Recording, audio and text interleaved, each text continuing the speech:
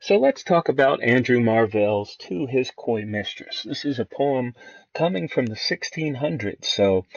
That to me is remarkable when you consider the time period this poem, the voice of this poem coming from so long ago. But when we look at this poem and kind of the playfulness and the banter that happens in this poem, it could be in many ways a conversation we would still hear today. Although we only do have one side of this conversation, we can kind of use our imaginations to kind of anticipate what that other listening voice would be saying as well. But you know, even though this is an old poem, basically I think it's still a very relevant poem for how people think today, for how people persuade to try to get people to do things that they want them to do, that the audience may be resistant to. And so let's look at it because I think it's a neat poem to look at. There's basically three parts I find in this. There's three different movements. And what I want to do is kind of read each part and then go back and kind of talk about some cool things or maybe not cool things going on in each part. So let's start with part one. And I think part one, I call it the if part, where the speaker here is describing the if situation. So he starts, had we but whirled enough in time, this coyness lady were no crime. We would sit down and think which way to walk and pass our long love's day. Thou by the Indian Ganges side should rubies find, I by the tide of Humber would complain. I would love you 10 years before the flood, and you should, if you please, refuse, till the conversion of the Jews. My vegetable love should grow vaster than empires and more slow. 100 years should go to praise thine eyes, and on thy forehead gaze. 200 to adore each breast, but 30,000 to the rest, an age at least to every part, and the last age should show your heart, for lady you deserve this state, nor would I love you at lower rate. So this is our if situation. He's saying, if we could do this, here's what I would do, because it's certainly what you deserve. Let's basically look at the title quickly, because some students are kind of thrown by coy and by mistress. So let's talk about this. Coy would be a modesty, but it's a false modesty. So coyness is going to be like someone who's disingenuously modest. They wear this modesty as a mask. They act modest not because they actually feel it, but because they know, they perceive it's something that they should show. So this is kind of a false modesty. It's not really a genuine modesty. And then mistress is not going to be um, mistress at this time period would be referring to basically like a girlfriend, not necessarily the connotation of mistress today, where someone who is married is cheating on who they're married to with the mistress. That's not what this word is. So his coy mistress would be someone who is uh, feigning shyness at what our speaker is requesting. And we don't have to use too much imagination to understand here what our speaker is requesting goes down to sex. And it's going to be um, probably sex without a permanent commitment of marriage, okay? Um, this in mind, we can kind of make sense of the movement and the three parts that we see. And we also kind of, if we know that our speaker here is desiring premarital sex um, and not necessarily marriage, it kind of helps us make sense of some of the images that we see in the first part of this. So let's go through the first part here. He says, this coyness lady were no crime. Basically, you know what? If we had time to play this fun game that we're playing, that's cool. And I would play with you as long as I could, but it all comes down to we don't have time to have false shyness. We need to cut down to the chase to what we want. Because we'll come down later in this poem where time becomes the villain, the adversary. Time is against you. Time equals death. And not only a physical death, but also a death of desire. But I'm getting ahead of myself. We'll get there soon. Notice that the first part of this poem is very pretty. Notice that the imagery he uses, first of all, it's very natural imagery. We call it kind of like pastoral imagery. Pastoral imagery is going to be involving nature. We have here rivers. We also have, if you notice, we have some biblical imagery. And this is, I think, well done. When you look down to where he says that he would love you 10 years before the flood, and you should, if you please, refuse till the conversion of the Jews. We have here, and it's been a while since Sunday school, so I may be a little, creaky uh, on my reference here, but I think we have here an alpha and an omega reference here. Basically, we have a reference to the book of Genesis with the flood, and we also have a reference to the book of Revelation, which would be the conversion of the Jews. And I think this is really smart on our speaker's part because think about it. Probably the number one complaint against premarital sex in this time period would be it's biblically morally wrong. And what our speaker here has done is he shows that he has knowledge of the Bible because he's able to make references concerning the Bible, and he still wants premarital sex. So I think this is cool that it shows kind of he's aware of the Bible. So this kind of is a preemptive strike against biblical support for why they should not, for why their coyness should continue. He's able to show that he is knowledgeable of the Bible. And I think that's kind of interesting just as persuasion, as far as persuasion goes. If you're able to show in a discussion that you are knowledgeable of your adversary you're knowledgeable of counter arguments to what you're saying. I think that only helps you, and we see that here as well. We have here vegetable love should grow. Uh, Here's the thing about vegetables. I like this idea of vegetable love because I don't have a green thumb. I once tried to help my parents with the tomato garden, and it was hard for me. I'd not really grown vegetables before. I was really surprised how much attention those damn things needed in order to grow. I mean, I had to go out there, I had to fertilize, had to water. There were bugs that came, so I had to take care of that. And I think that that's well done here because it wasn't easy. It was an investment from me that was an emotional investment. I had to care for these things. I had to nourish these vegetables in order for them to grow. But then when they grew, of course, you get to enjoy the fruit from that investment. I guess literally there or the vegetable, not the fruit, the vegetable from that investment, right? Notice here when we get to the 100 years, uh, I like the math that we get into here. It's a playful poem, I find, and I think some of the playfulness before it gets dark, it's playful, and then it gets real dark. We'll get to the next part is where it gets dark very fast. But here we get a little bit more playfulness. We see some fuzzy math here. He starts with the eyes, so that's cool because 100 years ago to praise your eyes. And if you think about the eyes, well, what do you see with someone's eyes? You see their soul. And then looking at her forehead, he's going to do this. Look at her eyes and her forehead for 100 years, and then notice what's the next thing he looks at. Her breast, and he gets 200 years for each one devoted to them. So that's 400 years. And then I like that after he gets the eyes and the forehead and the breast out of the way, he just kind of lumps everything else up. Well, 30,000 for everything else. It's like it's not worth dissecting her anymore. But he does poetically say the last stage should show your heart. So basically, I'm going to save the best for last. Your heart will be.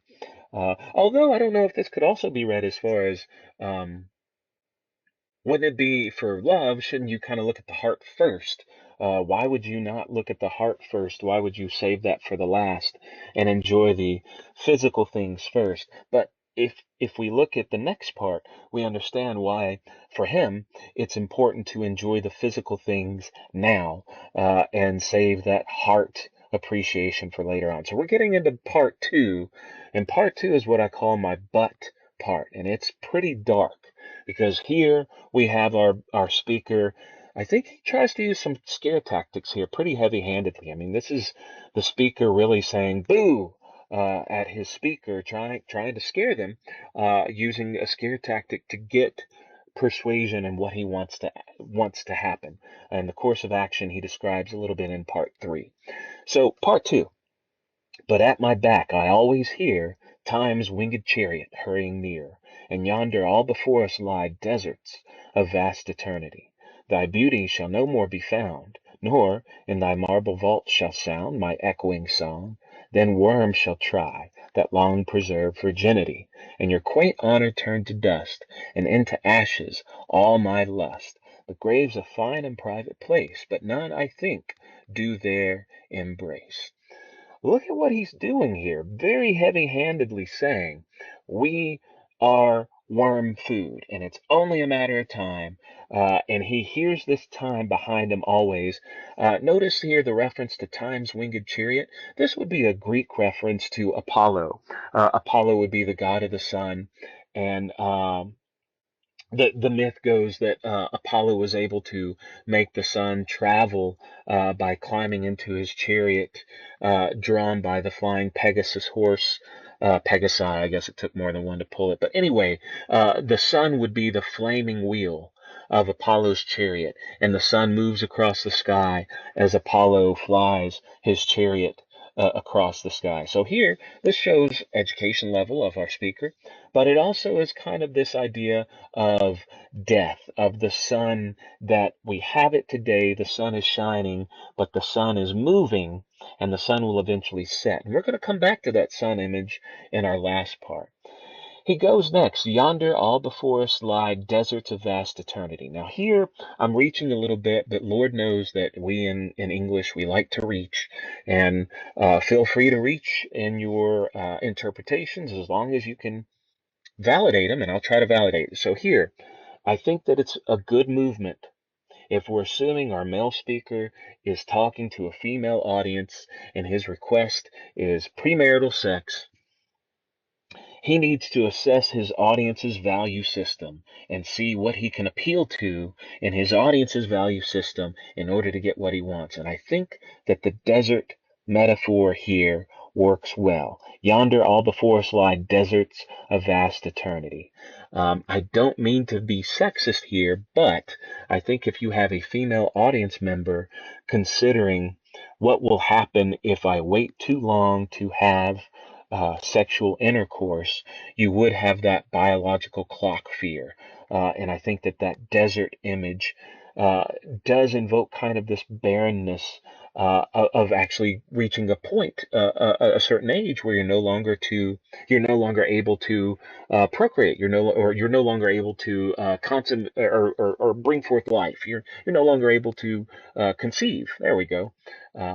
And so I think that that may be some good audience diagnostic on our speaker here, that, oh, hey, she's wanting kids, so I'm going to appeal to, you only have so long to have kids before you'll no longer be able to. Now, we have after this the idea that beauty is something that's fleeting, that will also disappear. We have here an image of death being in the marble vault, so that's definitely the mausoleum image. Um, and then we get really a disgusting image of the worms. Notice here, he says, worms shall try that long preserved virginity. Literally, if you look at this line, he's saying here the worms are going to take what you have guarded so hard from me, and that is going to be uh, basically your virginity, of where the worms will consume you, every part of you, including the parts that you have kept chastely away from me. It's a disgusting image. And you may want to discuss if it's too disgusting or not. Maybe he crosses a line here. I go back and forth. I mean, it's pretty disgusting when you literally consider worms being in the genital area and consuming that. I'm sorry, but it's here, and I think it's on purpose. Notice that he says next, your quaint honor turned to dust, and into ashes all my lust. And I like the word choice here, lust. I guess it works for the rhyme scheme, like dust and love don't work. But I wonder why he says here lust instead of love. Notice he says, into ashes all my lust. And I think we know there's a difference in lust and love. Um, I wonder here if we have an indication of another type of biological clock, and that's going to be that, this is before that. Little blue pill, or whatever color it is now that we have now.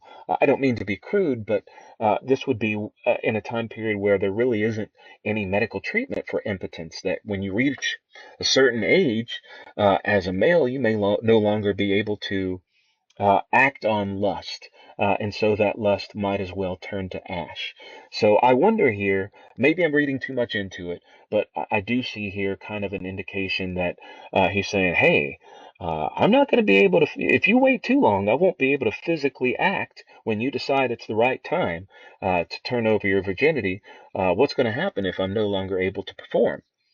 And then, of course, we have the graves a fine and private place, but none, I think, do there embrace. It's kind of a neat line, and it goes back to that death macabre imagery we have. And so the last part, we have our so part. We've had our if, then we had our but. And so here he's saying, so here's what we should do. Now, therefore, while the youthful hue sits on thy skin like morning dew, and while thy willing soul transpires at every pore with distant fires, now let us sport while we may, and now like amorous birds of prey, rather at once our time devour, than languish in a slow chapt power. Let us roll all our strength and all our sweetness up into one ball, and tear our pleasures with rough strife through the iron gates of life. Thus, though we cannot make our sun stand still, yet we will make him run.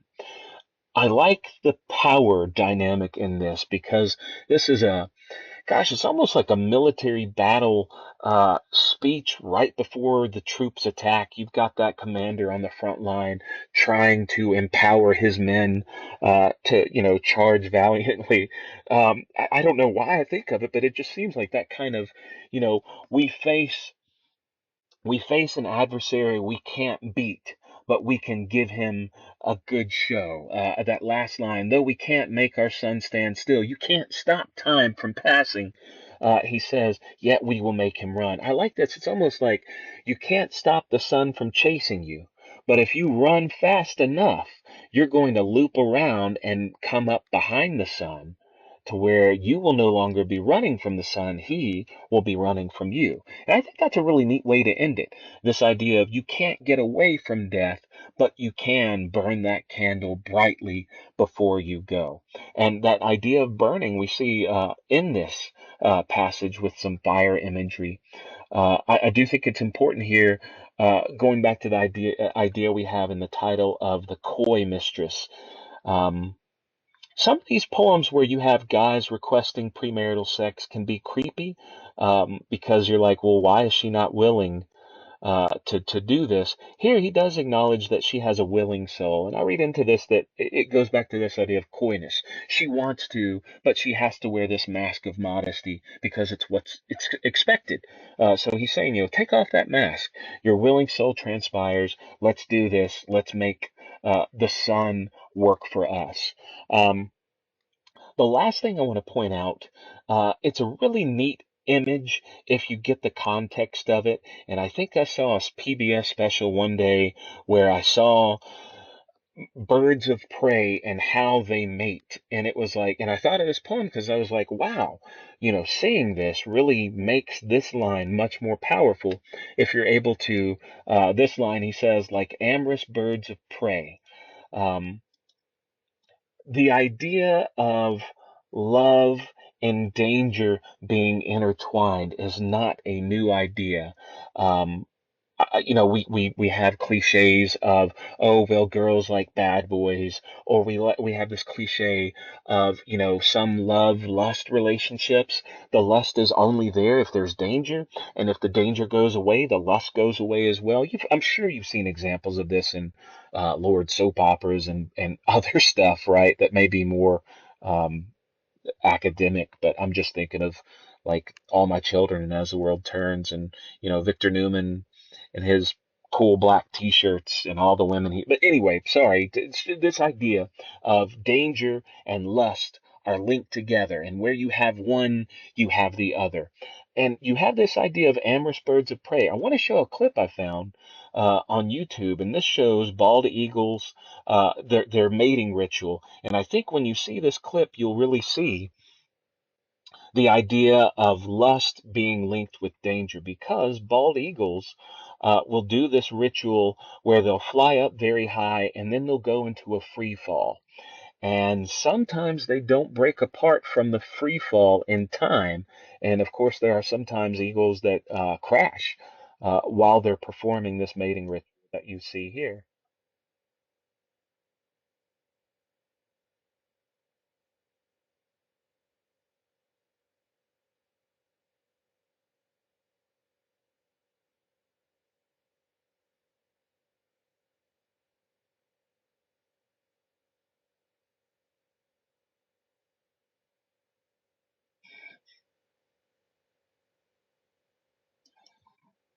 So here we have just kind of another reinforcement that our speaker here is able to, instead of kind of trying to put fears to rest, the speaker is able to make his audience very afraid, especially in that second part, that, with the worms and the death and everything. It makes her very afraid, but then he embraces this fear in the third part. He says, you know what? We can't eliminate this fear, but we can embrace it. We can't stop our son, but we can chase it. And this idea of, falling in love.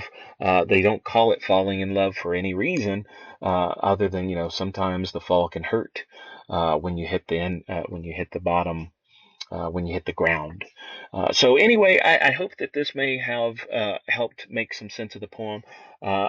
This poem has held up for hundreds of years, and I do think that there's a reason why we still discuss this academically. I think that it still fits really well with the dynamics, courtship dynamics of today, relationships of today. We still are very, very coy people, where it's a false modesty, and we still have people who try to who try to persuade action to audiences that may be hesitant.